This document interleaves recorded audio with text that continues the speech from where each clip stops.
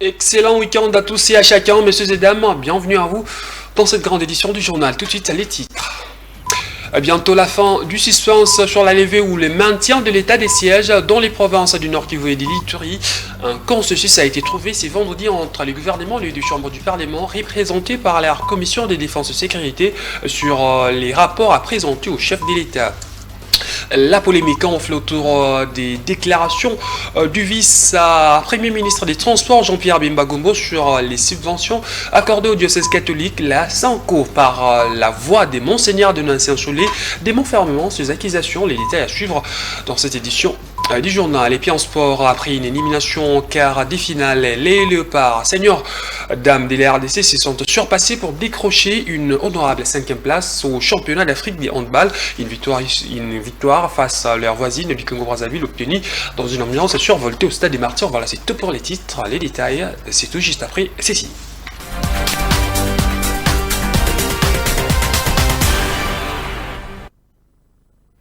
Bienvenue à tous, si vous nous rejoignez après avoir mené une commission commune autour de l'évaluation de l'état des sièges, le gouvernement et les deux chambres du Parlement représentés par la commission des défenses et sécurité ont harmonisé les points de vue sur les rapports à présenter au chef de l'État Félix Tshisekedi, rapport concernant l'avenir de cette mesure exceptionnelle dans les provinces du Nord Kivu et de l'Ituri. Ils sont arrivés à ces résultats lors d'une réunion autour de la première ministre Judith Suminwa-Tuluka. Après la mission au Nord Kivu et en Ituri pour évaluer l'état des sièges dans les deux provinces, la première ministre a tenu la réunion de la commission locale conjointe gouvernement-parlement autour de cette mesure exceptionnelle. Y ont pris part la délégation des députés et sénateurs faisant partie des commissions défense et sécurité ainsi que de membres du gouvernement qui ont effectué des descentes dans les deux provinces pour évaluer l'état des sièges. Autour de la chef du gouvernement, les parties prenantes ont planché sur différents points de vue avant de présenter les rapports finaux au président de la République, Félix Tshisekedi. On a eu beaucoup d'éléments sur tous les plans et je pense que nous avons été suffisamment édifiés pour savoir comment orienter la gestion de ces deux provinces sur le plan sécuritaire. Et ces éléments réunis seront mis à la disposition de premiers citoyens de la République. On ne sait pas vous dire tout de suite là, voilà ce que nous avions décidé, parce que comme a dit mon collègue, tout reste maintenant entre les mains du chef de l'État qui aura à se prononcer par rapport à cette question-là. Selon le porte-parole du gouvernement, les participants à la réunion ont atteint le but recherché, celui d'avoir un même entendement sur les rapports à transmettre au chef de l'État. Nous, au niveau du gouvernement, nous avions déjà, avec la première ministre, fait le tour du sujet. On a retenu le point qui devait absolument faire l'objet du rapport qui sera fait au président de la République en termes de recommandations, mais que par la suite, il fallait qu'on arrive à discuter avec les élus pour avoir le même entendement, vu que à toutes les réunions que nous avions eues à Goma et à Bunia, ils étaient de la partie. Donc c'était important pour nous d'avoir cette opinion, et cela va être cristallisé dans un document et qui permettra au président de la République, cette fois-là, d'avoir non pas seulement l'avis du gouvernement, mais aussi l'avis de l'Assemblée nationale et du Sénat. Reste ainsi au président de la République de décider du maintien ou pas de l'état des sièges instauré depuis le mois de mai 2021. Vers la création d'un couloir vers Kivu-Kinshasa qui permettra de préserver plus de 100 km² des forêts primaires en RDC. Le contour de cette initiative est expliqué par la ministre d'État en charge de l'environnement et développement durable lors du briefing presse co-animé avec ses collègues de la communication et de la santé. Cette rencontre avec la presse a essentiellement porté sur les récentes itinérances du président de la République à Tanganyika ainsi que dans le Haut et Bas Uélé. Et d'autre part, deux ministres conviés au briefing presse par le porte-parole du gouvernement pour aborder chacun dans son volet les contours de l'itinérance du président de la République à Kalemi dans l'Itanganyika, Iziro Otuele et Abuta dans les Bas-Uélé. La ministre Eve Bazaïba de l'Environnement et Développement Durable s'est apaisantie sur le projet de loi portant modification de la loi sur la conservation de la nature avec la création d'un couloir vert Kivu-Kinshasa adopté en conseil des ministres tenu dans la ville de Kalemi. Ce couloir vert qui ira de l'est à l'ouest sera d'environ 500 000 km². Il favorisera le reboisement et ainsi la préservation de la nature face au réchauffement climatique.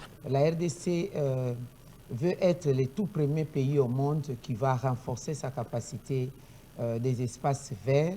Nous allons prendre toute la partie des forêts vers Bukavu, les espaces savanes dégradés que nous allons devoir recouvrir, donc restaurer ces couverts forestiers, et ailleurs, là où la forêt naturelle se trouve intacte, essayer de la préserver.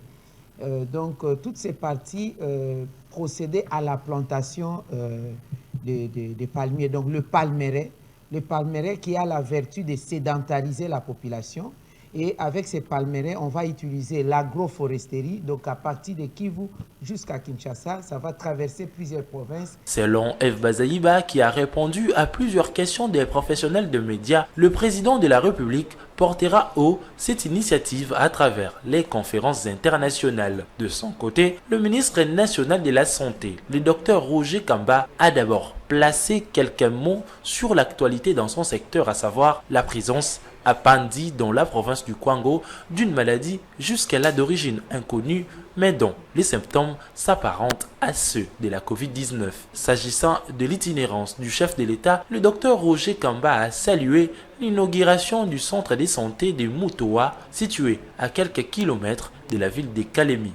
Il s'agit d'une première structure sanitaire livrée dans le cadre du programme de développement de 145 territoires. C'est un syndrome probablement grippal que ça se présente, c'est-à-dire que fièvre, toux, le nez qui coule, et qui se termine parfois par une détresse respiratoire. Et on voit que c'est plus les enfants qui sont touchés, parce qu'il y a 40% d'enfants de moins de 5 ans qui sont touchés. Alors nous avons dénombré dans les centres de santé au total 30 morts. Lors de ce briefing presse, l'appel a été lancé au gouverneur de suivre l'exemple du président de la République en menant également des itinérances dans leurs entités territoriales pour constater des visus, les réalités des terrains et mieux réfléchir sur des solutions. Pour participation, à la prochaine.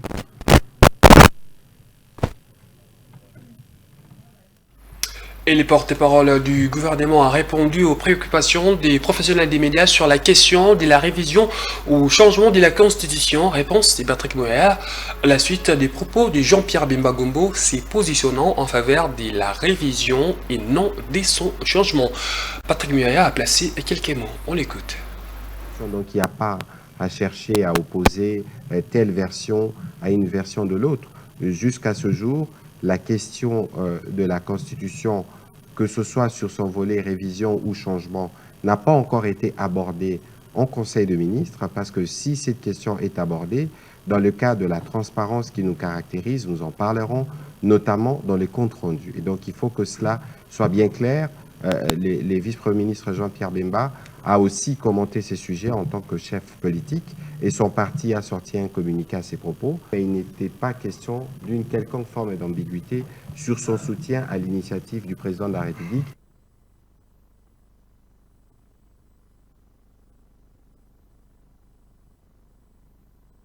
Et à opposer telle version à une version de l'autre. Jusqu'à ce jour, la question de la Constitution, que ce soit sur son volet révision ou changement, n'a pas encore été abordée en Conseil de ministres, parce que si cette question est abordée, dans le cas de la transparence qui nous caractérise, nous en parlerons, notamment dans les comptes rendus. Et donc il faut que cela soit bien clair. Les vice-premiers ministres Jean-Pierre Bemba a aussi commenté ces sujets en tant que chef politique, et son parti a sorti un communiqué à ses propos. Et il n'était bien clair. Les vice-premiers ministres Jean-Pierre Bemba a aussi commenté ces sujets en tant que chef politique, et son parti a sorti un communiqué à ses propos. Et il n'était pas question d'une quelconque forme d'ambiguïté sur son soutien à l'initiative du président de la République.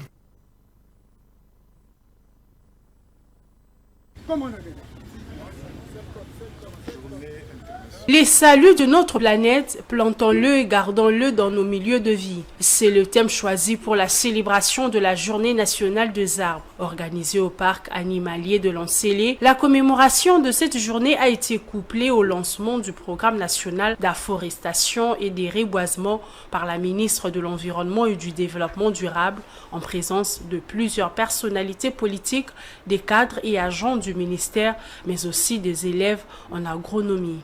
Eve Bazaïba a insisté sur la protection du patrimoine écologique et écosystème forestier. L'arbre, les saluts de notre planète, plantons-les et gardons-les dans nos milieux de vie. Encore une fois, l'arbre, les saluts de notre planète, plantons-les et gardons-les dans nos milieux de vie. C'est un credo. Tout celui qui l'a prononcé avec conviction devra donc procéder à planter l'arbre. Pourquoi pas, au moins une fois par semaine, planter l'arbre dans son milieu de vie et bien les garder. Il ne suffit pas de planter, mais il faut encore le garder. Parce que ceux qui ont planté avant nous nous ont permis d'être sous l'ombre. Plantons pour nous. Avec conviction, devra donc procéder à planter l'arbre. Pourquoi pas, au moins une fois par semaine, planter l'arbre dans son milieu de vie et bien les garder. Il ne suffit pas de planter, mais il faut encore le garder. Parce que ceux qui ont planté avant nous nous ont permis d'être sous l'ombre. Plantons pour nos enfants, pour nos petits-enfants, pour notre propre vie. Les saluts de notre planète, plantons-les et gardons-les dans nos milieux de vie. C'est un credo. Tout celui qui l'a prononcé avec conviction devra donc procéder à planter l'arbre. Pourquoi pas, au moins une fois par semaine, planter l'arbre dans son milieu de vie et bien les garder. Il ne suffit pas de planter, mais il faut encore le garder. Parce que ceux qui ont planté avant nous nous ont permis d'être sous l'ombre. Plantons pour nos enfants, pour nos petits-enfants, pour notre propre vie. À l'occasion, la ministre de l'Environnement a fustigé la spoliation du parc animalier de Lancellet. Malheureusement, je le dis, j'insiste, ce patrimoine historique, emblématique et écologique, appelé aujourd'hui parc animalier de Lancellet, fait l'objet d'une spoliation criminelle. C'est l'écocide. Spoliation criminelle et sauvage, réduisant près de 90% de sa superficie, de tous les efforts de sa restauration, entraînant par conséquent une destruction méchante de son écosystème forestier et sa biodiversité.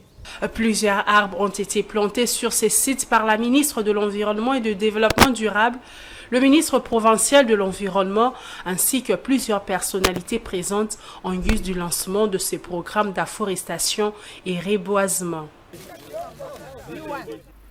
Vous venez de suivre la ministre de l'Environnement juste avant sa participation au briefing où elle dénonçait la spoliation du parc animalier des Lancellet lors du lancement du programme national d'afforestation et des reboisements en marge de la journée nationale de l'arbre. Toujours en rapport avec la célébration de cette journée, l'Institut français René Descartes de Kinshasa a parlé trichement de la structure des carbones RDC, sensibiliser les élèves à la protection du sol, l'importance de l'arbre dans la vie humaine. Questions-réponses, explications et plantation des arbres, c'est l'essentiel de cette journée scientifique qui s'est déroulée dans une ambiance de convivialité.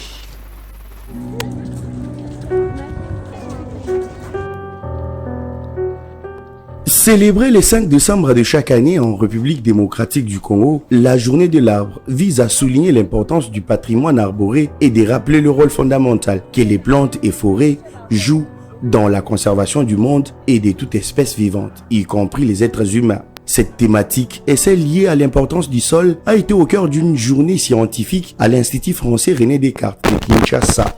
La première étape a consisté aux explications sur ces deux sujets par Carbone RDC qui a outillé les élèves afin d'être des bons protecteurs de la nature. Aujourd'hui, nous avons été accueillis au lycée français René Descartes à Kinshasa, où nous avons parlé de l'importance de l'arbre et de l'importance des sols suite à la journée nationale de l'arbre et à la journée internationale des sols. Nous avons sensibilisé les enfants à ce fait. Nous avons été étonnés des réactions des enfants, de leur engagement. Nous venons de planter les arbres et les résultats sont formidables. Nous croyons qu'ils vont devenir des véritables éco-citoyens. Message bien reçu, ces élèves disent être prêts à passer à la pratique après la théorie. On a appris qu'il ne faut pas couper les arbres et que les arbres c'est essentiel pour la vie et pour que les êtres humains y respirent, et que si on coupe un arbre, il faut replanter des arbres. L'arbre aussi, ça nous couvre du soleil parce que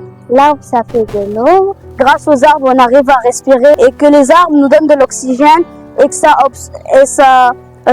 aspire le gaz toxique. Le proviseur de l'Institut français René Descartes de Kinshasa est revenu notamment sur la nécessité et l'engagement de cette école à faire de la protection de l'arbre son combat. Donc avec les élèves, c'est une préoccupation de chaque année scolaire de planter, puis surtout de planter de la variété.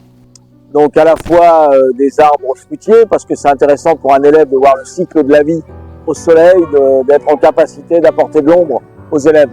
Donc c'est à la fois fonctionnel, et puis en même temps, à travers les arbres fruitiers, il y a tout le cycle de la vie. Moment clé de la journée, la plantation de quelques arbres dans la cour de l'école sous la satisfaction des élèves, enseignants, autorités scolaires et les membres de la structure Carbone RDC.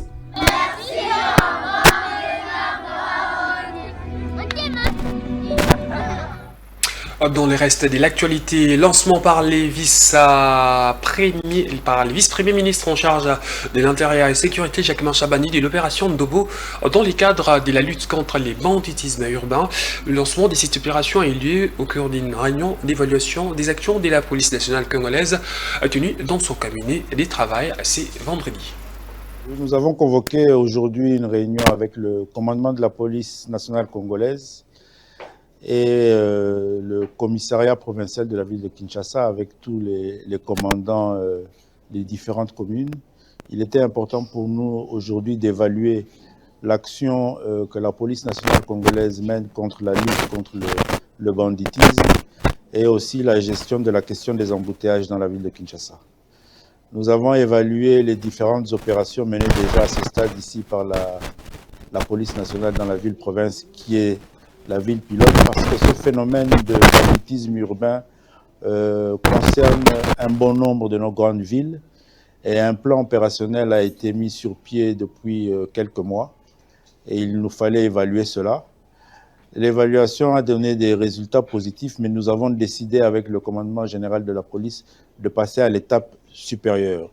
C'est ainsi qu'il a été institué l'opération Ndobo, qui est une opération qui consiste à maîtriser, à ce que la police puisse maîtriser les fauteurs de troubles, communément appelés Kuluna, et à les mettre rapidement à la disposition de la justice pour que, conformément à l'instruction nous donnée par le président de la République, ils soient mis à la disposition des audiences foraines qui vont s'organiser dans un cycle régulier de manière à ce qu'ils soient condamnés et qu'ils purgent leur peine de façon régulière.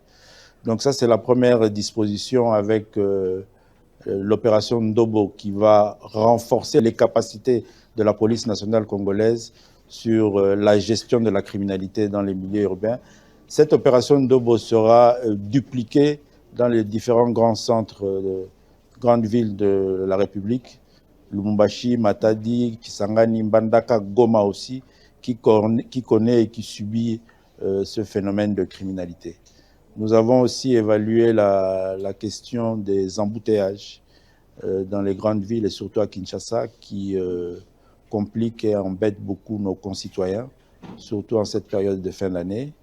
Nous avons sollicité des rapports qui vont nous permettre à ce qu'au cours d'une réunion ministérielle en début de semaine prochaine, des options soient levées pour améliorer et renforcer la gestion des embouteillages. Les femmes des Selembao dans la ville de Kinshasa sensibilisées à l'opération Zéro Kuluna, une autre initiative du gouvernement visant à lutter contre les banditismes urbains.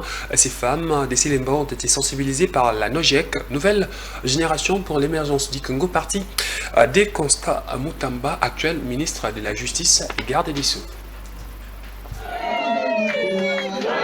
C'est une population de Selembao mobilisée à l'appel de Mimi Mozi Kumbula, cadre de la Nouvelle Génération pour l'émergence du Congo, parti cher au ministre de la Justice Constant Mutamba Tungunga. Ces membres de la NOGEC a rassemblé des centaines de femmes pour une double mission: lutter contre l'insécurité et renforcer l'implication politique. À l'occasion, elle a invité la population à s'approprier l'opération Zéro Kuluna lancée par les gouvernements via le ministère de la Justice. Parce que la bisinga pe yanga fani bakuluna bakomi ebele oyebi place oyo kuluna zali benga biso tokotika numéro tokopesa bino numéro wana benga biso tokokita mbangu tokokanga bango parce que tokomi na peine de mort okati bitu.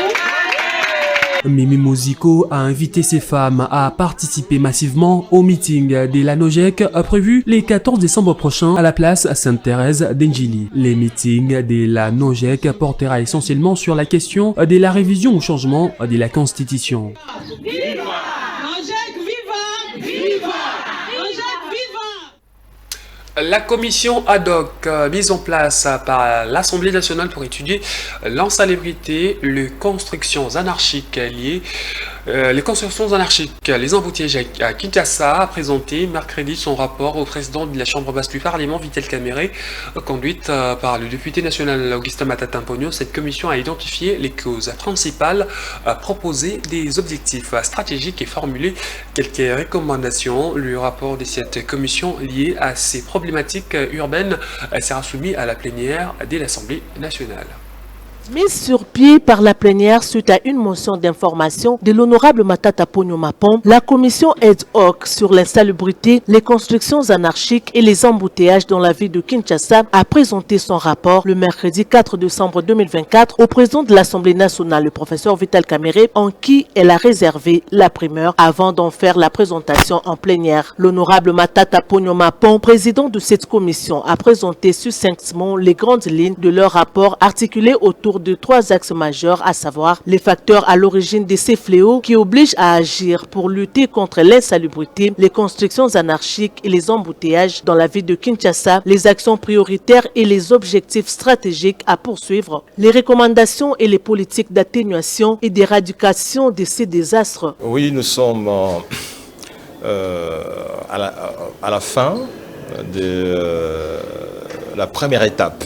Ce travail a été élaboré par une équipe composée non seulement des élus de l'ensemble de la République, mais aussi ceux de la ville de Kinshasa, parce que le président a apprécié le travail. Le président nous a autorisé à pouvoir présenter ce travail à la plénière. À l'issue de cette mission, des recommandations ont été mises en place en termes d'action ou mesures de politique publique. Il s'agit des actions à impact visible et immédiat, des actions à impact atténuant ou conjoncturel et des actions à impact structurel. La population quinoise en particulier doit savoir que les responsables de ce pays s'occupent de cette question, sont très sensibles aux problèmes d'insalubrité, aux problèmes de constructions anarchiques, aux problèmes des embouteillages.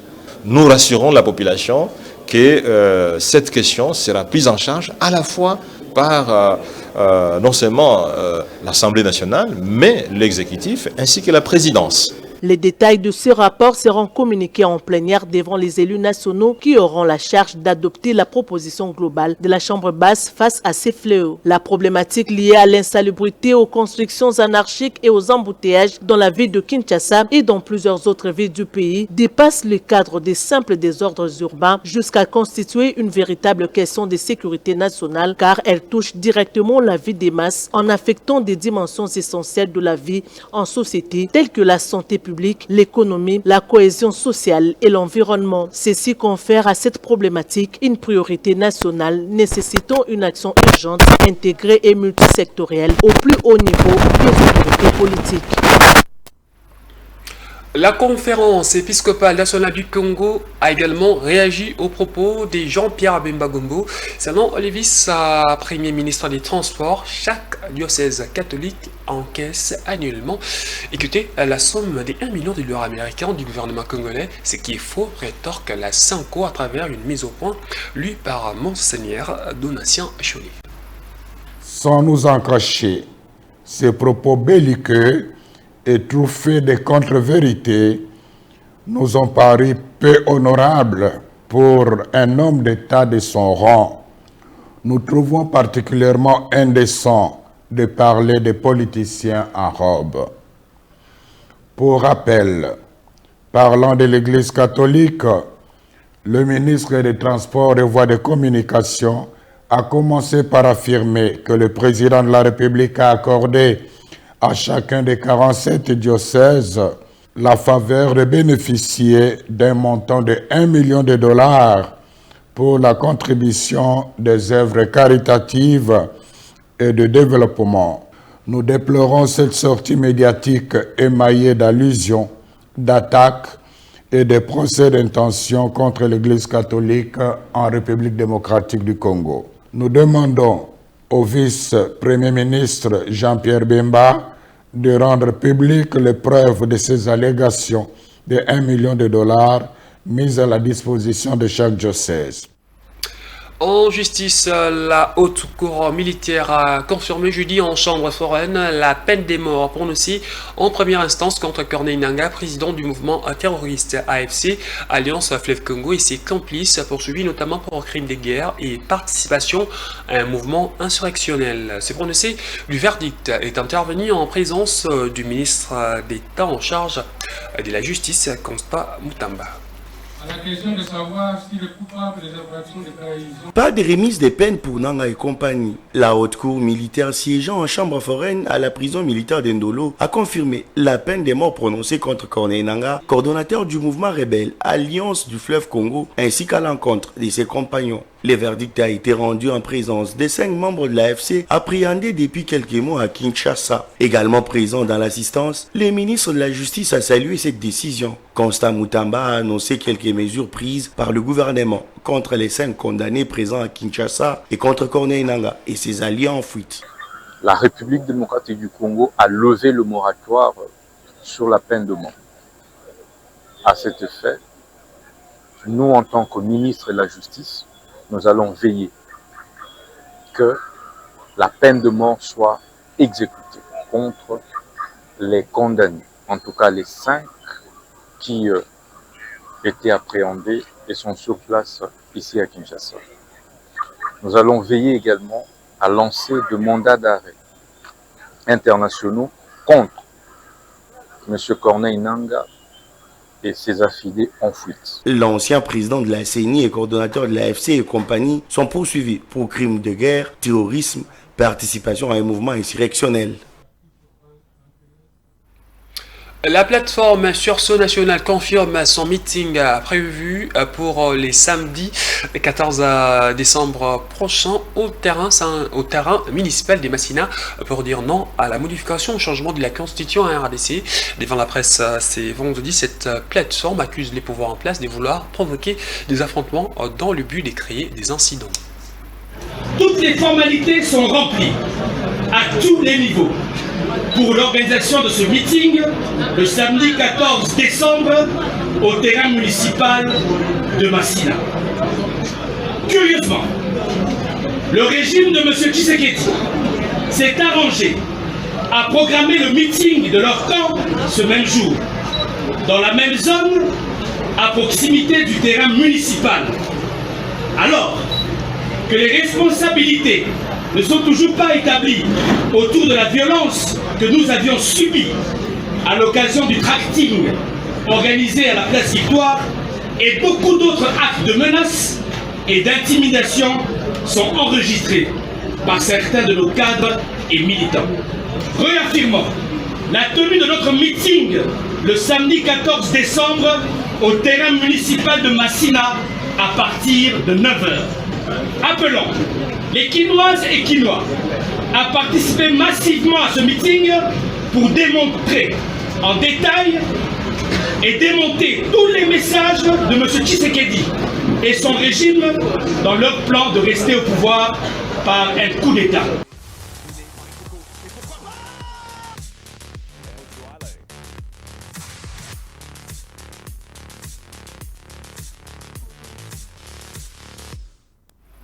On parle sport avant de boucler complètement cette édition du journal. Après la désillusion en quart de finale, les Léopards handball senior dames de la RDC ont arraché la 5e place de la 26e édition du championnat d'Afrique féminin de handball. La RDC a battu sur les scores des 30 à 28 la République du Congo. C'est vendredi au gymnase jumelé du stade des Martyrs de la Pentecôte lors du match des classements de cette compétition menée dès l'entame de ces derbies du fleuve. Les Léopards ont su renverser la vapeur grâce à l'appui du public. Images et commentaires. Les débuts congolais entonnés pour la 8e et dernière fois sur le parquet du gymnase jumelé vendredi 6 novembre 2024. La bande à la capitaine Moissessa, prête à défier les Congo-Brazzaville dans un classique du fleuve. Dès l'engagement, la RDC appuie sur l'accélérateur pour apporter plus de stockade dans le camp de Vex. Moissessa Mwange, Christiane, Janela Blombu, Pina Luambo profitent de la passivité défensive des Diables Rouges pour marquer. Mais en face, la coordination aimée de Fanta Diagouraga et l'agilité de Ngombele Bechaïdel, ancienne de l'étoile du Congo, actuelle des crimes en Slovénie, permet aux Brazzavilloises de réduire la marque 15-6 avant les citrons. La seconde manche voit les classicos prendre une autre allure, véritable bataille mano à mano, sous les regards des amateurs de la balle aux 7 mètres. Dans cette rencontre, il était dit que la RDC allait prendre le dessus sur son voisin d'en face. 30-28, score final. La RDC remporte le derby d'Afrique centrale. Ngonga Kialavera, 1m73, pour une masse pondérale de 67 kg, 23 ans. Sociétaire de Petro Atletico d'Angola, crédité d'une belle prestation élue des best players.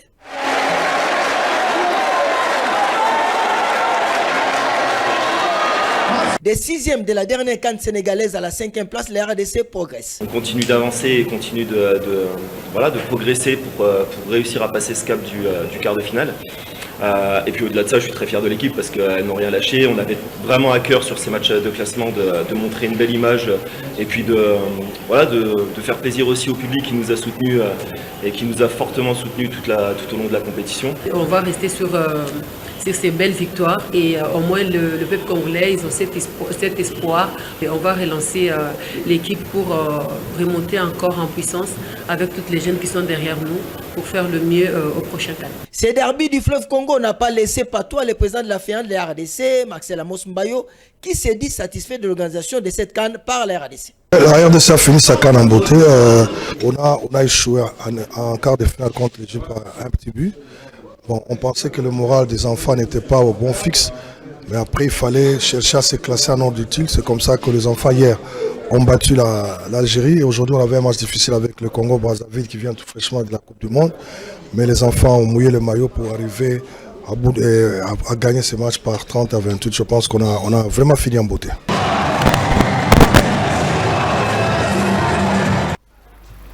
Ligue des champions de la CAF, l'association sportive Maniema Union de Kindu va affronter ce samedi 7 décembre sur le coup de 14h de Kinshasa les Raja Athletic Club de Casablanca au stade des Martyrs de la Pentecôte en prévision de la deuxième journée du groupe B. Après le nul contre Mamelodi Sundowns la semaine dernière, l'entraîneur des Maniema Union qui était devant la presse c'est vendredi estime que son équipe est prête pour ces matchs. On l'écoute. L'équipe se porte très bien. On a eu suffisamment de temps pour bien récupérer et bien travailler aussi, mettre toutes les stratégies en place pour essayer de faire un bon résultat demain. Donc on est bien. Ce n'est pas seulement les fans de Maniema Union, c'est tous les Congolais en général, en particulier ceux de Maniema Union, mais on connaît aussi que Raja c'est une grande équipe. Ils ont déjà gagné par le passé 4 ou 5 fois, je ne sais pas, la Ligue des Champions. Donc nous, on est conscients que la tâche sera très très difficile demain. Mais néanmoins, je compte sur mes joueurs qui sont libérés. On va jouer sans pression. En même temps, on va tout donner pour essayer d'arracher les 3 points chez nous. Chose qui va être difficile pour nous et pour eux aussi, mais nous, on compte sur notre public là, justement, pour nous pousser à aller chercher ces 3 points demain. On a vraiment envie de faire un bon match demain. Vous savez, il y a plusieurs scénarios dans un match. Il faut commencer d'abord ce match-là et voir quelles sont les solutions. Il faut trouver à des problèmes posés par l'adversaire, vous savez. Et une équipe qui a perdu à la maison, même s'ils ont joué entre eux et les Marocains, mais ils ont perdu à la maison. Donc demain, ils vont pousser, ils vont tout donner et ils risquent de rester derrière par rapport aux autres. Donc ça va être compliqué, c'est ce que j'ai dit. Nous, on est conscient qu'on a fait un match, un bon résultat à l'extérieur avec les favoris, voire même les favoris des titres final. Mais ce match-là est déjà passé. Hein. Ce match-là est déjà passé. Il y a un grand qui se présente à nous les petits poussins demain. C'est Raja. Et nous, moi et mes joueurs ainsi que nos dirigeants, on veut toujours continuer à écrire notre histoire dans cette compétition. Pour cette édition du journal, grand merci à vous de nous avoir suivis.